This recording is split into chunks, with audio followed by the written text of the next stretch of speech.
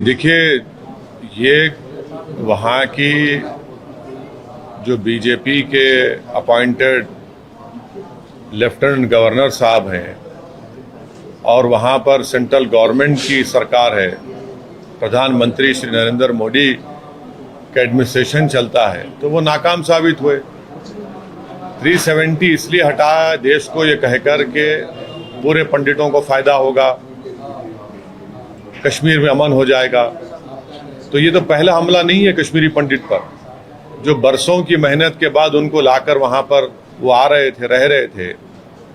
आज वो उनको आप उन कश्मीरी पंडितों को आप बिल्कुल ही अनसेफ कर दिए, और वो इसलिए अनसेफ हो रहे हैं क्योंकि आपकी सरकार ने उनको कोई सेफ्टी प्रोवाइड करने में सरासर नाकाम साबित हुई है। और कश्मीरी पंडित तो अब कश्मीर छोड़ के जाना चाह रहे हैं। हमने और आपने देखा कि वो प्रोटेस्ट कर रहे थे रोडों पर आकर, उनके एनक्लेव्स को रातों में पुलिस बंद कर दी थी कि वो निकल कर ना जाए कहीं। तो ये मोदी सरकार की नाकामी का एक और मिसाल है कश्मीर में, और इसकी पूरी जिम्मेदारी जो है वो भारतीय जनता पार्टी और उनकी सरकार पर आती है कि उन्होंने वो कश्मीरी पंडितों को उनकी जान की हिफाजत करने में नाकाम साबित हो रहे हैं। और बिहार और उत्तर प्रदेश के जो मजदूर हैं, प्रवासी मजदूर हैं, वो भी कश्मीर में काम कर रहे हैं, उनको भी निशाना बनाया जा रहा है सर। तो ये सवाल जो है देश के प्रधानमंत्री को देना चाहिए था।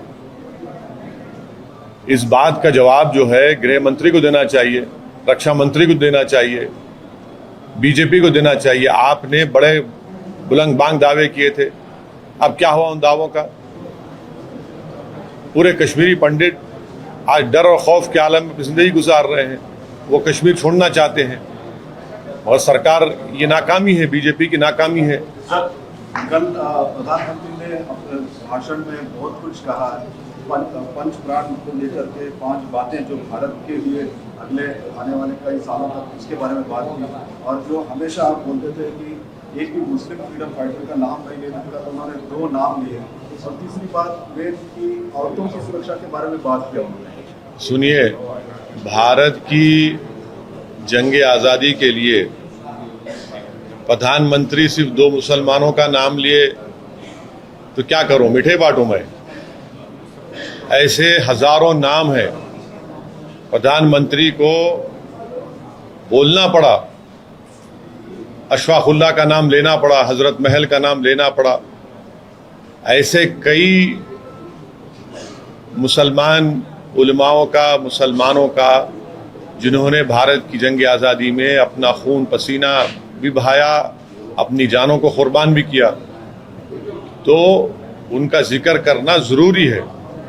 कैसे हमको 47 में और 1930 की मेहनत से 47 आज़ादी मिली? नहीं, हमको आज़ादी मिली 47 में इसलिए क्योंकि जंग प्लासी में सिराजुद्दौला ने अजीम कुर्बानी दी, फिर बक्सर की जंग हुई, फिर सैयद अहमद शहीद की शहादत हुई बालाकोट में, 1799 में टीपू सुल्तान की शहादत हुई, फिर सन 57 में जंग आज़ादी हुई।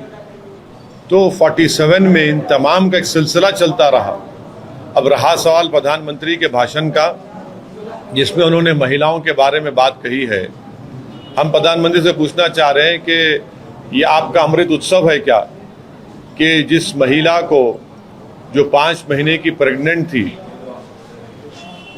जिसके साथ बलात्कार हुआ, 11 लोगों ने मिलकर उसका रेप किया और उसके परिवार के 4 महिलाओं का रेप और मर्डर कर दिया।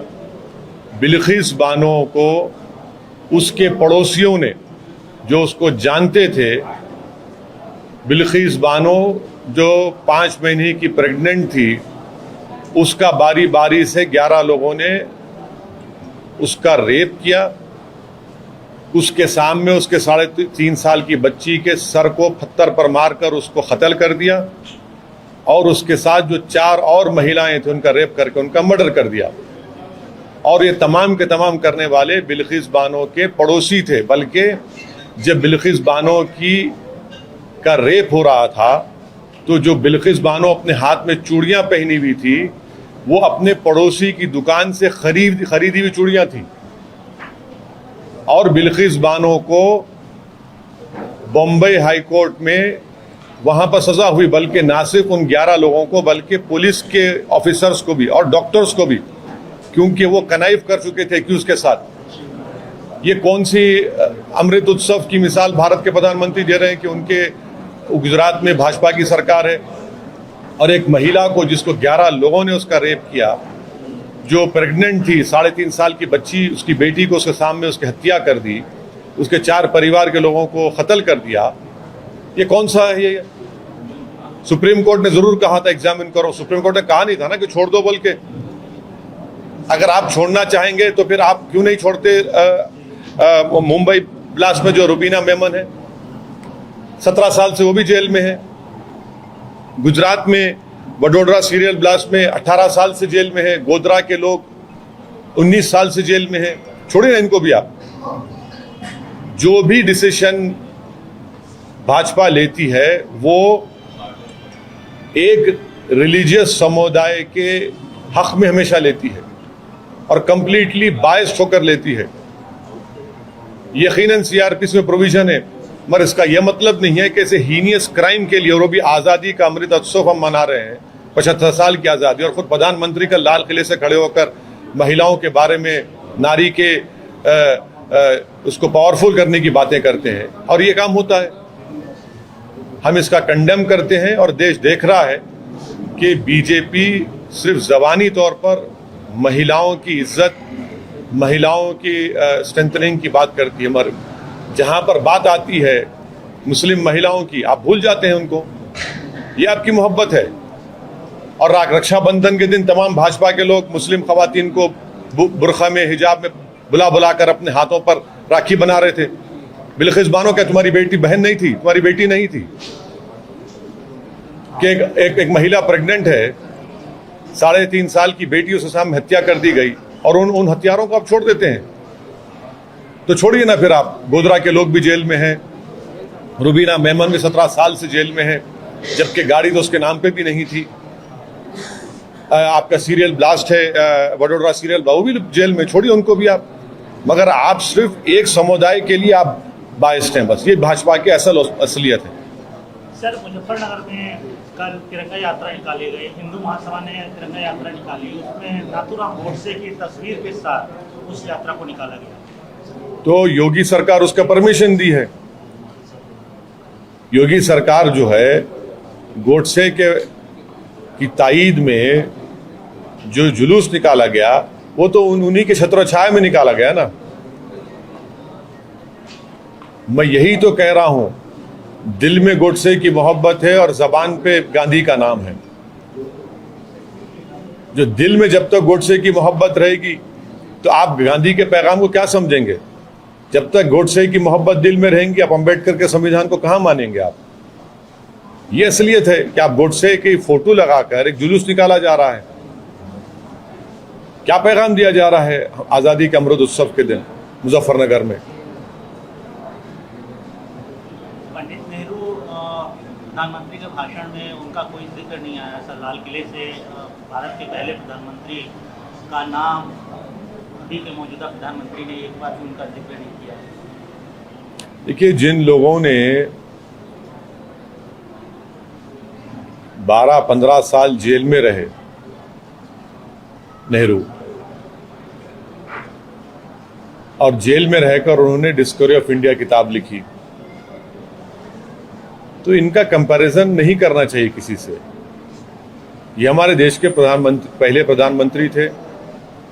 उन्होंने यकीनन, वो कोई ये नहीं कह सकता कि गलतियां की उन्होंने, मगर क्या उनके रोल को डिनाई कर सकते? हम लोग नहीं कर सकते। जैसा ना मौलाना अबुल कलाम आज़ाद के रोल को डिनाई कर सकते, ना नेताजी सुभाष चंद्र बोस के रोल को डिनाई कर सकते, ना जौहर बरदरान को, ना हुसैन अहमद मदनी रहमतुल्लाह अलैह को, ना मौलाना महमूद हसन की कुर्बानी को, ना 57 के मुजाहिदीन को। तो अब आप नाम नहीं ले रहे हैं, तो ये तो प्रधानमंत्री को बताना चाहिए क्यों नाम नहीं लिए। सर, रेमिशन पॉलिसीज पे प्रॉब्लम क्या है? मतलब देखिए, अभी ये रेमिशन पॉलिसी पे वो लोग डिजर्व करते हो गए तो लोग रिलीज किया होगा। दूसरे सरकार में सर, मतलब दूसरे गवर्नमेंट्स भी कई सारे लाइफ परमिट्स रिलीज किए। ये गुजरात गवर्नमेंट को आप टारगेट क्यों कर रहे हैं? अभी चलिए टारगेट कर रहे हैं तो आप उनको रेमिशन पॉलिसी कैंसिल करके उन लोगों को फिर जेल में डालना चाहते, मतलब जेल में डालना चाहिए क्या? What are you demanding? देखिए, ये एक हीनियस क्राइम है, ये एक हीनियस क्राइम है। एक महिला को उसके पड़ोसियों ने, जो उसको जानते थे,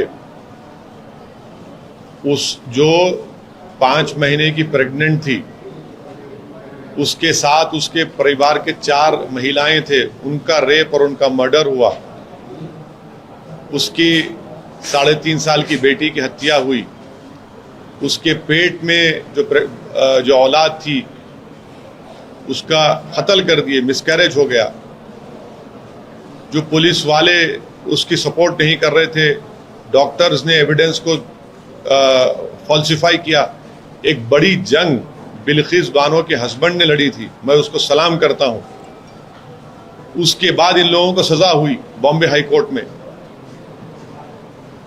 और आप इनको रेमिशन के नाम पर इनको आप छोड़ देते हैं। ये एक हीनियस क्राइम है ना।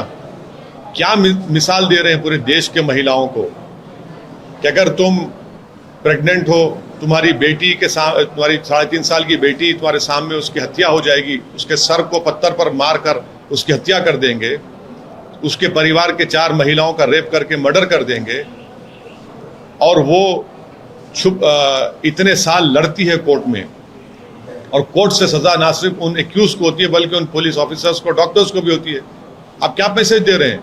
कौन से महिला की शस्त्रीकरण की बात कर रहे हैं आप? कौन से महिला के एम्पावरमेंट की बात कर रहे हैं?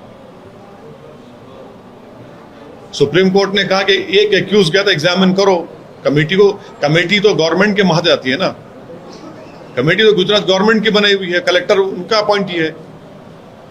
तो आपकी कोई मॉरल रिस्पॉन्सिबिलिटी नहीं है, कोई कॉन्स्टिट्यूशनल रिस्पॉन्सिबिलिटी नहीं है कि जिस महिला के नेबर्स ने उससे इस तरह की गलत हरकत की, आप उनको छोड़ रहे हैं। और वो भी आज़ादी के अमृत उत्सव सारे देश में मनाया जा रहा है। प्रधानमंत्री लाल किले के खड़े होकर महिलाओं के एम्पावरमेंट की बात करती है। कौन सा अमृत उत्सव के दिन हो रहा है ये? तो फिर रुबीना मेमन 17 साल से जेल में छोड़ी ना, उसको क्यों नहीं छोड़ा था रुबीना मेमन को?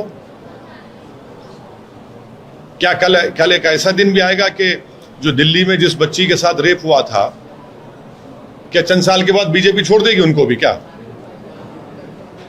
उनकी तो फांसी भी होगी उन लोगों को, दूसरे भी कई जेलों में हैं, तो उनको भी छोड़ देंगे आप? तो ये गलत मैसेज गया है। बहुत गुजरात गवर्नमेंट ने बहुत गलत डिसीजन लिया, गलत मैसेज गया है। और ये इसमें मैसेज में ये भी है कि अगर कोई एक समुदाय के हक में बीजेपी हमेशा डिसीजन लेती है, ये तुष्टीकरण की राजनीति बीजेपी कर रही है। आप डिमांड क्या करते हैं सर? मतलब उनको फिर जेल में डालना चाहिए या फिर क्या करना चाहिए? अब लीगली क्या हो सकता है मुझे नहीं मालूम। लीगली अगर पॉसिबल है तो लीगली उनका रेमिशन कैंसिल होना चाहिए। आप कैसे छोड़ सकते हैं? क्या जो पड़ोसी है, रहकर पड़ोसी थे बिल्किस बानो के लोग, जब बिल्किस बानो का रेप हुआ तो वो जो रेप एक्यूज की दुकान से बिल्किस बानो उसके चूड़ियां पे खरीद कर पहनी हुई थी, वो चाचा चाचा कहकर पुकार रही थी, और उन्हीं को आप छोड़ दिए। क्या मैसेज दे रहे हैं महिलाओं की सुरक्षा के बारे में भाजपा वाले? सर, टीपू सुल्तान के ऊपर, सावरकर के ऊपर काफी विवाद हो रहा है, और कई जगहों पर तो इसका वो जो विवाद है वो काफी ज्यादा वायलेंस का रूप भी अख्तियार करता है। ये पूरा विवाद क्यों देखते हैं, खासतौर पे जब हम 75 ईयर ऑफ इंडिपेंडेंस मना रहे हैं? जब पहली जो कॉन्स्टिट्यूशन की किताब लिखी गई थी, जो भारत के पार्लियामेंट में है, उसमें किस किस की फोटो है, किसकी फोटो नहीं है, देख लीजिए जाके, आपको पता चल जाएगा कौन पता चला। और क्या सावरकर का सुप्रीम कोर्ट के रिटायर्ड चीफ जस्टिस के कमीशन में नहीं कहा गया कि सावरकर महात्मा गांधी की हत्या में कॉम्प्लिसिट है, कॉन्स्पिरेसी में शामिल है? कपूर कमीशन की रिपोर्ट नहीं है क्या? वो रिपोर्ट में है वो बात। अभी पिक्चर भी बना रहे हैं सर, सावरकर के बाद से आगे सावरकर पे फिल्म भी बनाई जा रही है। हाँ, जो करते करिए। आप तो तारीख को उल्टा करना चाह रहे हैं, आप तारीख को उल्टा करके पेश करना चाह रहे हैं। सर जैसा आप like you have said there were several people freedom fighters whose role can't be denied. Same as well, we can't deny the role of Savarkar in the freedom Yes, fighting. we cannot deny his role in the murder of Mahatma Gandhi. You have to read the Justice Kapoor Commission report. You cannot deny the fact that he wrote mercy letters to the Britishers. strategy, sir. It is strategy, okay. I didn't knew that writing mercy letters and praising the Britishers. And also I didn't know this strategy was that after the murder of Allah Bakhsh, a government was formed with Mr. Savarkar's party and Mr. Jinnah's party together in alliance. When the call of Quit India movement was made, I didn't know it was strategy that Mr. Savarkar and Mr. Jinnah were not in favor of Quit India movement. I didn't know that. I mean, this is a new information to me. But Savarkar was referred and mentioned by Prime Minister in his speech also. Yes, he has to refer it. He has to refer it because it's an ideological thing for him. People who believe in Indian nationalism and people who believe in Hindutva nationalism are different people. So you believe, sir, Savarkar had no role in our freedom struggle? I believe that Mr. Savarkar, according to Justice Kapoor Commission report, was part of the group in the murder of Mahatma Gandhi. I believe that there are letters in public domain where he wrote for mercy from Britishers. I believe that his Hindu Mahasabha, after the killing of Allah Bakhsh, they were part of a coalition with Muslim League. I believe that Hindu Mahasabha, when the call of Quit India was given, they were in alliance with Muslim League. This is what I believe in, and these are historical facts which you and me cannot deny it.